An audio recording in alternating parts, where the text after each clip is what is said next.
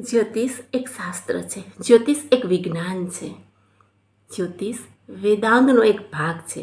વૈદિક કાળ, રામાયણ અને મહાભારતના સમયમાં અનુષ્ઠાન અને હવન જ્યોતિષશાસ્ત્ર આધારિત રહેતા. ગ્રહો નક્ષત્રની સ્થિતિનું અધ્યયન કરી ચોક્કસ સમયે યજ્ઞ કરવાની માહિતી આપતું શાસ્ત્ર એટલે જ્યોતિષ શાસ્ત્ર. જ્યોતિષના બે પ્રકાર છે, એક એસ્ટ્રોનોમી, બીજું એસ્ટ્રોલોજી.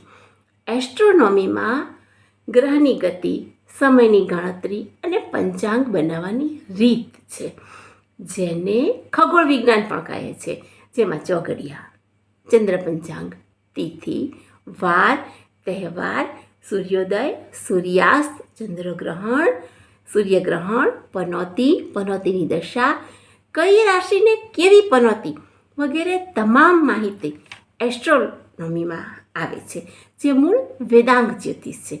જ્યારે એસ્ટ્રોલોજીમાં ગ્રહો અને નક્ષત્રોની માનવ જીવન પર, માનવ શરીર, માનવ મન પર થતી અસરની વાત કરવામાં આવી છે. ચંદ્રની મન પર થતી અસરની વાત કરવામાં આવી છે. રાહુ, કેતુ, બુધ બધાની શરીર પર થતી અસરની વાત કરવામાં આવી છે.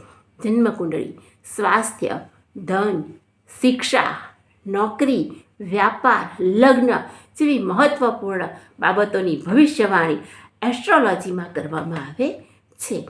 ઋગ્વેદમાં 36 શ્લોકો જ્યોતિષશાસ્ત્રના છે. એમાં મહત્વની ગણના અને ગ્રહોની ગતિની માહિતી છે.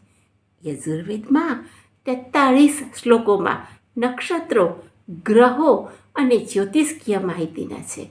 ખરેખર તો જ્યોતિષ એ વેદનો જ એક વિભાગ છે.